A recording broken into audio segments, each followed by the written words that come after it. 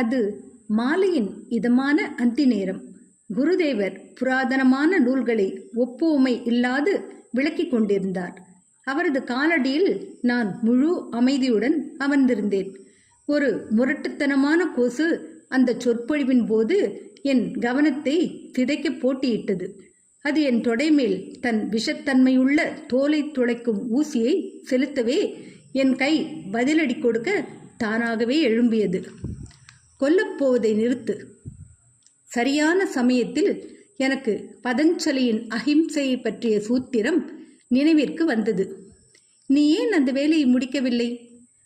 குருதேவா, கொல்வதை நீங்கள் ஆதரிக்கிறீர்களா?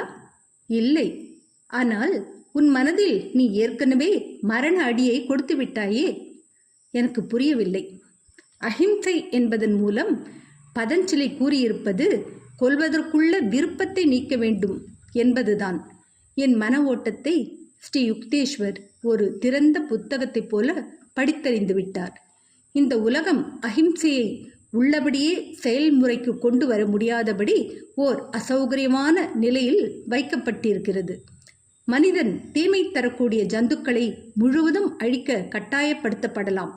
ஆனால் அவனுக்கு கோபமோ விரோதமோ ஏற்பட வேண்டிய கட்டாயம் ஏதுமில்லை.